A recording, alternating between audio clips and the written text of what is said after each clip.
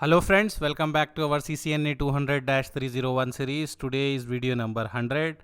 In this video we are going to do one big lab, that is real lab and mix lab. We are mixing many things in this one. So maybe this lab will be very big and it will take long time. So what we will do, we will divide into 2 or 3 videos. So it will be easy for you to watch that one also.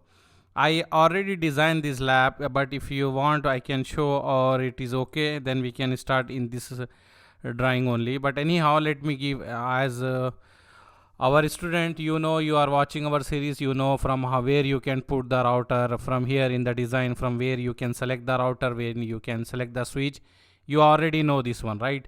So no need to show you again, like showing that click this one and take this router, like that. No need to say now because you already know that one. So I will not waste time by saying that one, because you already watch our series and you know how we can select the cable, how we can do that one like that.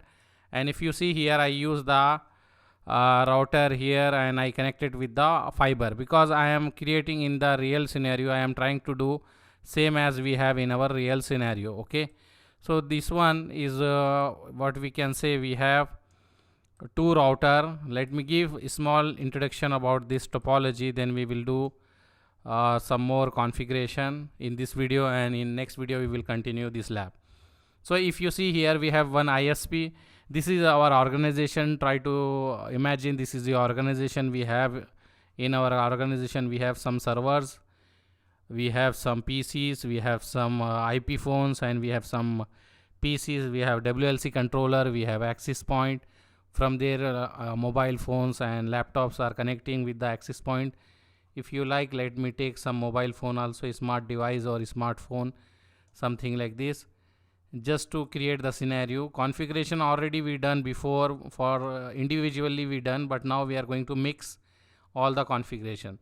So what we are going to do in this one, if you see, this is our router, we are having two router and we have two internet connection in our organization. Now imagine we have two internet connection in our organization. Example, I am saying ISP1. ISP stands for internet service provider.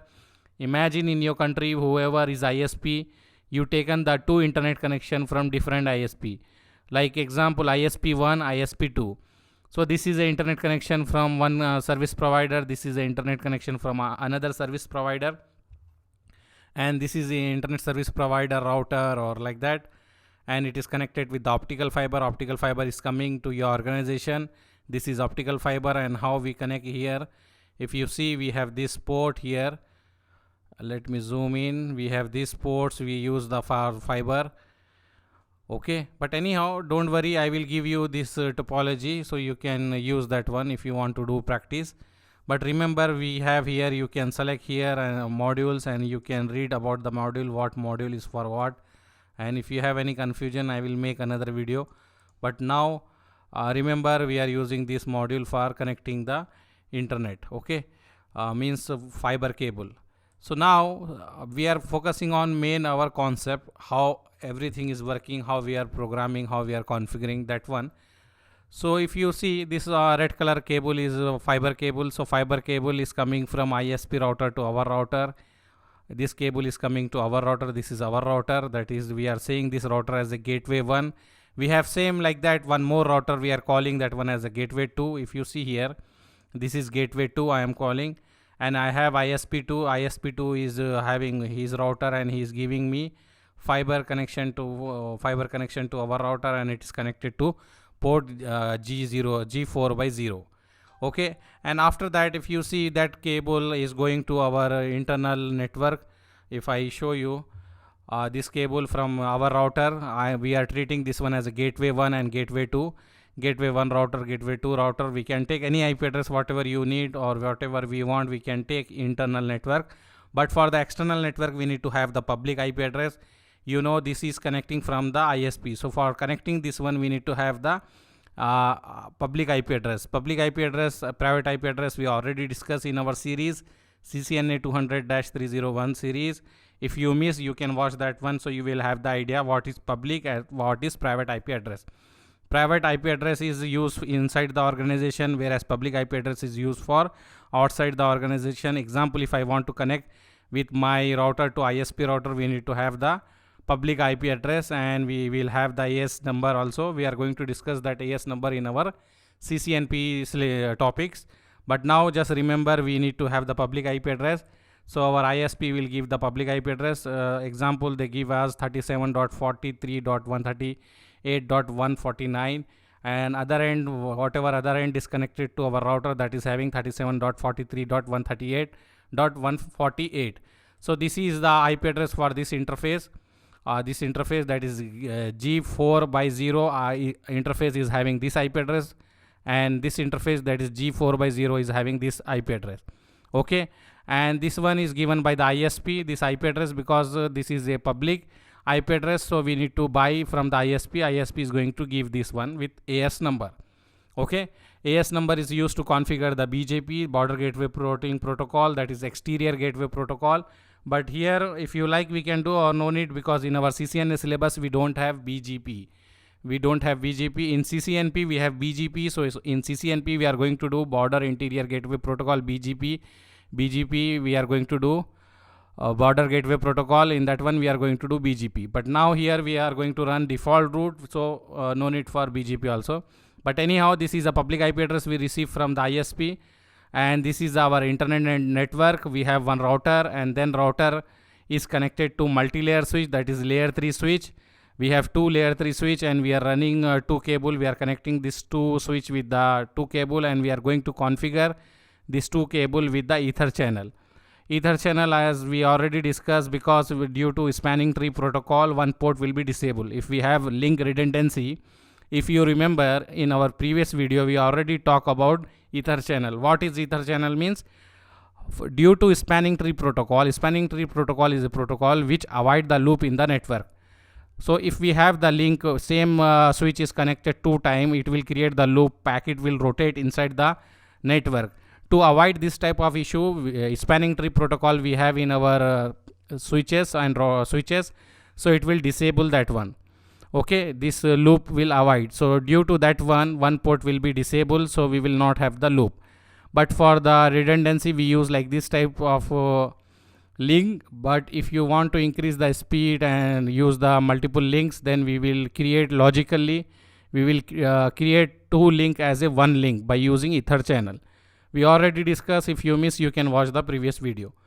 So we will do ether channel, so this two physical link will become as a logical one link. And if you see here, if you go here, this one, after that we have the access layer switch. This is access layer switch. Wherever what is a access layer switch means, endpoint is connected. Access layer switch is a switch where we connect the endpoints. So this is the endpoint, that is server, whatever server we have, whatever PC we have, whatever IP phone, whatever the thing we have, whatever endpoints is nothing but server, PC, printer, all this device is known as endpoint. So just you need to remember, access layer switch is a switch where we connect our endpoints. So this is the access layer switch. Then we have distribution layer switch, and we have core layer. So we have three layer architecture. So we can say this is a 3-layer architecture. So we can say this is a 3-layer architecture or 3-tie architecture, like that. We have span and leaf architecture also, but that one we already finished. That is using in data center, we are using span and leaf architecture, but in our organization, in enterprise network, we are using three layer architecture, that is 3-tie architecture. Okay, so in that one, what is that one, we already cover in our previous videos, but in that one, just me give you a small introduction. In that one, we have 3 types, like core layer, access distribution layer, access layer, like that we have. Okay, so what I want to say, we have here access layer is connected to this core switch with the redundancy here. Example, if you see, this one is connected here also, this one is connected here. Same thing, we have redundancy for all the switch. All that one, we have the WLC, and we have the access point, and we have IP phone. All this one I connected, and we are planning to use like VLAN 10 for the server. So all server will become in the VLAN 10. So we will consider this one as a VLAN 10. And we have VLAN 20. VLAN 20 we are using for voice. So we will treat this one as a VLAN 20. This will become under the voice. Whatever voice data will go inside VLAN 20. Then we will have VLAN 30. VLAN 30 is for video. So we will keep VLAN 30 also. Some device we are going to put in VLAN 30, your wish, or if you don't want, you don't use. Just understand the concept, what we are doing and how we are doing. Then we have another is VLAN 40. VLAN 40 is for wireless. So we can keep this as a VLAN 40 and we can put all this one in the VLAN 40. Then we have one more VLAN 50 we are saying, that is for management. So we can say this is a management PC or something, and we can put this one as in the VLAN 50. So what we need to do in this lab means we need to create the VLANs. This all VLANs we need to create, and we will create example. If I create here, I need to create in this switch. Let me erase this one, or let me disable the port number. Later we will enable, because the diagram becoming very complex. How we will disable? We will go here and we will tick uncheck this one. So now we don't have the port number. But example, if you want to check the port number also, we can use the CDP, LLDP, CDP Cisco Discovery Protocol. We have Cisco Discovery Protocol. With that one we can check which port is connected to which device, like that. But anyhow, if you see here, now we have this device. So what I will do, we have this multi-layer switch. This is multi-layer switch. It is connected to our router, and that router is connected to ISP. And here this multi-layer switch is connected to other multi-layer switch with Ether channel. So what we are doing, we are going to configure the VLANs, all the VLAN here in this switch, and we are going to create VTP. VTP, what is the use of VTP? When we create the VLAN in one switch and configure VTP in all the switch, automatic VLAN will create it to other switch. We know this concept already. We cover this one and already we discussed that one. So what we will do, I will create VLAN here and I will create the VTP. I will configure VTP server, this one, and all other are the VTP client, like that. So when I create any VLAN here, automatically it will go to all switch. Then I will check whatever ports is connected to other switch. I will put that port in the trunk. So all VLANs we can transmove, or we can say transfer from this device. Data of the all VLAN will transfer from this port to other switch port. So for that purpose, we will put all this device, whatever device is connected to switch, we will put that port in the trunk port. And after that, we will do inter VLAN in this one to make the communication between different VLANs. After that, we are going to configure what we can say redundancy, SHRP or VVRP we can do, but in our syllabus we are going to use SHRP. Okay, let me show you that one also. So what we can do, let me take my pen. If you see, we are going to do in between this one and in between this two layer this one switch, we are going to do HSRP, hot standby routing protocol. As we know, this one hot standby routing protocol, we already covered this one. So we are going to configure this one in this two device. Okay, let me tell you again what we will do. We will create VLAN. Before that one, we will do VTP configuration. After VTP configuration, we will create VLAN. After VLAN, we are going to do inter VLAN, that is SVI, switch virtual interface. After that one, we will do HSRP. When we finish HSRP, and we can do the Ether channel for this one. Okay, and then we will assign this IP address to this interface. This IP address is to this interface, this IP address to this interface, and this one for this one for this, and we will create one loop back like 8.8.8.8 just for testing purpose. Same here, we are going to do 8.8.8 to test that one. We will assign this IP here, we will assign this IP here, we will do this IP here, and like that we will do. And if you see here, what else we will do, we are going to run interior gateway protocol in this one. Let me clean in this between, because this one, in this one we need to make the communication. So what we will do in this one, we are going to run interior gateway routing protocol, that is OSPF or EIGRP, we can do anything. So we are going to do configuration for this router and this switch, this one and this one, OSPF, because this switch, multi-layer switch, can also do routing. So we are going to enable the routing by using IP routing command. We are going to use IP routing to enable the routing in this switch, and then we are going to configure OSPF. So we will have the all VLAN will be available in the gateway router. It means when we configure all VLAN, that is SVI, everything, that all will be go to this switch, this router. Then only we can do NAT, else we cannot do. And After doing all this one, we need to do NAT also. So we need to do NAT in this router and in this router, because when we want to send any traffic from internal traffic to outside, that is our private IP address to public IP address, we need to do NAT. So we will do NAT here in this router as well as in this router. And after that, we are going to test, like example, I will take one PC example. I will take this PC. I am going to ping 8.8.8. I am going to ping 8.8.8. Then reply is coming. Example, our traffic is going like this, in this way. Okay, here we have 8.8.8 and here also we have 8.8.8 for this both router. This is ISP2, this is ISP1. 8.8.8 example, assume Google. So we are accessing Google from both the ISP. So what we done? We configure everything. So our traffic is coming from 8.8.8. Then I can drop this link.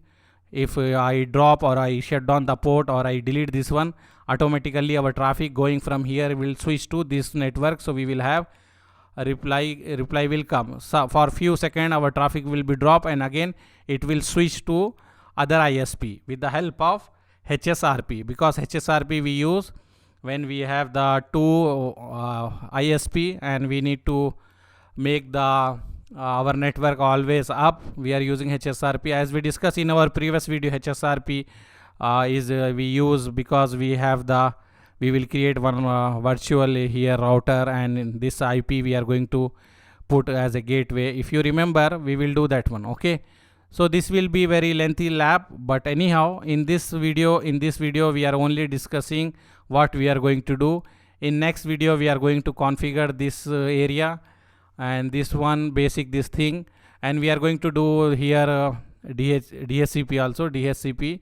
So with the DHCP we are going to get the IP address to all our network. Okay, so in next video we are going to do this one.